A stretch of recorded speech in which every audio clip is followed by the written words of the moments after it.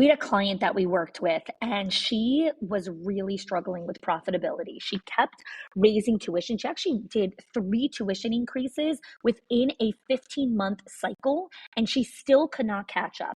So I helped her work with our 6 money leaks in schools, and she only used 3 of the 6 money leaks and cut her expenses by 50%.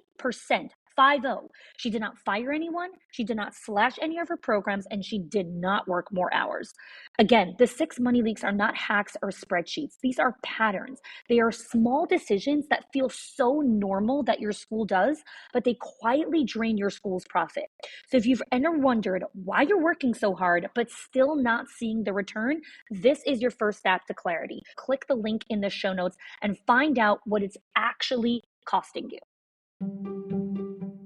Hey there, and welcome back to another episode of the Schools of Excellence podcast. I'm really excited to be here for a special series that we're doing. So today's episode is super short. It's going to be under 10 minutes. And throughout the summer, we're going to be doing a couple of these special bonus episodes that'll be short and sweet with some really tactical tips on very specific topics. So well, I always tell all the clients that I work with, and every time I give a speech or a keynote or a workshop, I always say I'm not the tactics person. Here is where we ask, higher level questions. We really understand how to take perspectives. And then I also understand that there are times where we're just looking for some specific action steps. So I've chosen some really specific topics. And today's episode is all about how to build self-awareness. So whether you're building self-awareness in yourself or you're looking to build self-awareness in your team, I'm going to share some tactical tips with you today. So number one in building self-awareness is knowing your priorities and your goals.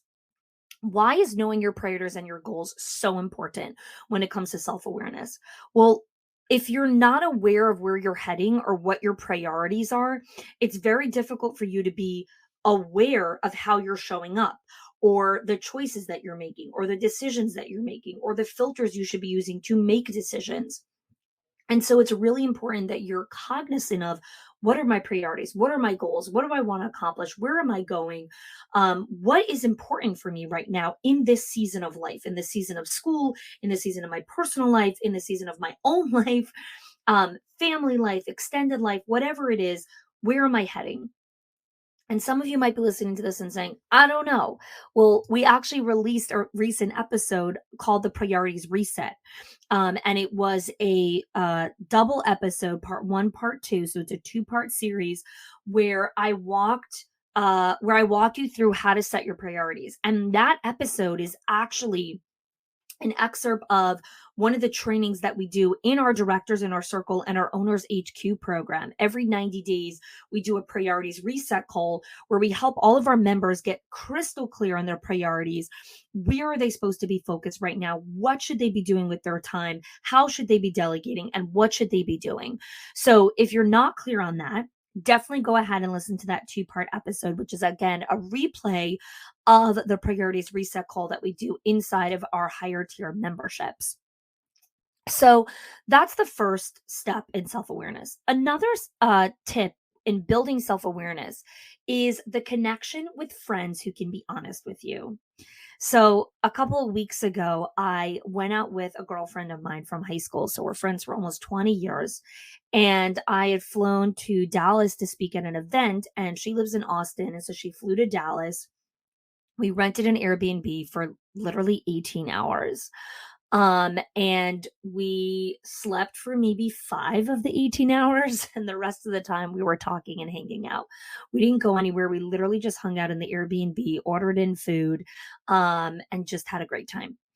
And one of the things that I really recognized in hanging out with a friend who you could really be vulnerable and honest with is there are conversations that I had with her that I haven't had with anyone else in probably a decade. And there was this incredible feeling of connection, of being seen, of being heard, of being validated, in areas of my life that I just really needed that. I just didn't have that companionship with other people in this area of my life that I really needed to talk about. So Connecting with friends who can be honest with you is such a beautiful way to build your self awareness skill. Now, you might be thinking, oh, I have friends, or you need real girlfriends, real friends who you could sit down. You don't have to, worry about, oh, if I say this, are they not going to be friends with me anymore? Are they going to think less of me? Are they going to start judging me? Are they going to, blackmail me from the, block party, whatever? Like, you need a girlfriend that you can have that kind of honest conversation. It was interesting because when I was sharing this concept in a strategic advisory session that I did in our owners group, a couple people had shared how they really don't have good friends right now. It's one of the things that we do inside our owners group. We do something called connection challenges, where we connect owners who are in similar seasons of life, similar goals and ambitions, and just where they're heading, and bring them together so they could start building relationships and connecting with other like-minded owners. And having a friend, a really good friend, so important. Now, if you're listening to this and you're like, I've got friends, well, another tip for you is, how can you build relationships and community for your staff? When your staff have friends at work, they stay at work with you.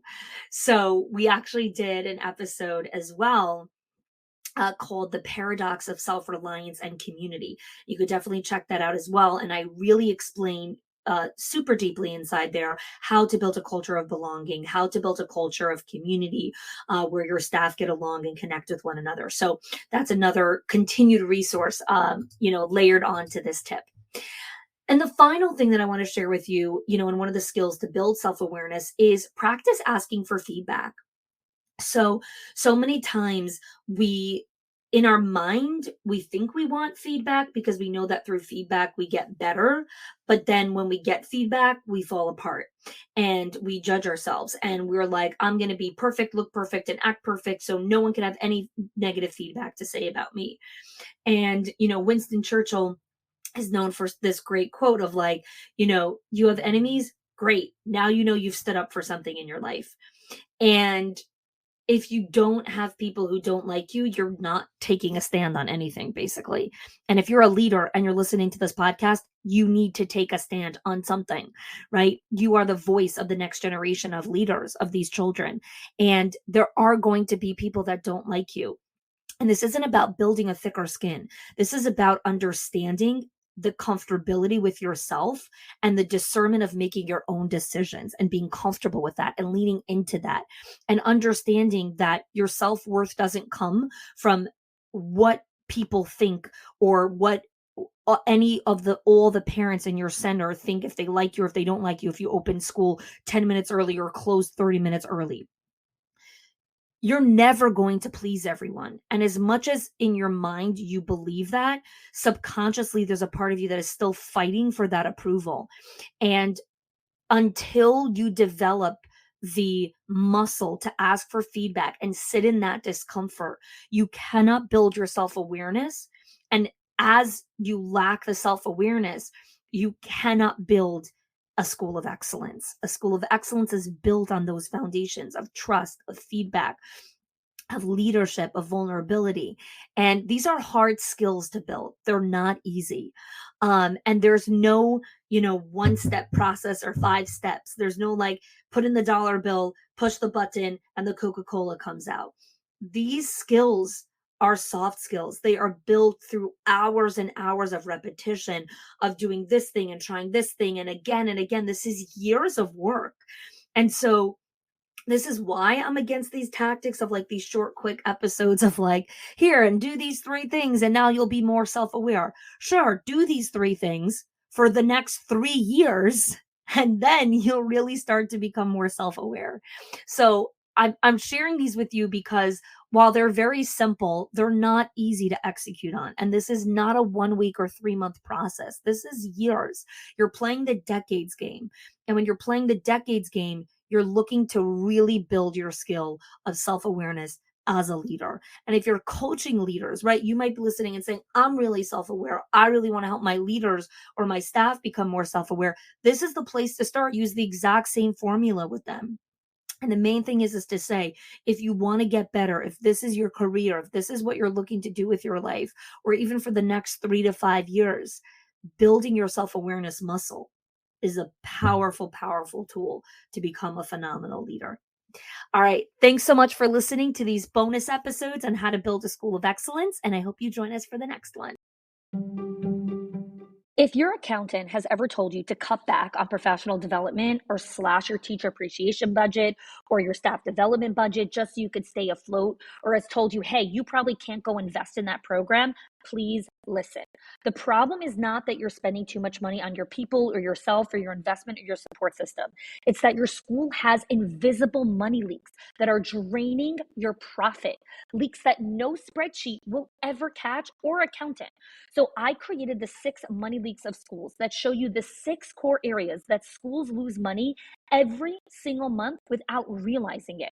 If you close even one of them, your profits will start to soar without sacrificing your team. Go get it now and stop blaming the things that are actually building your school.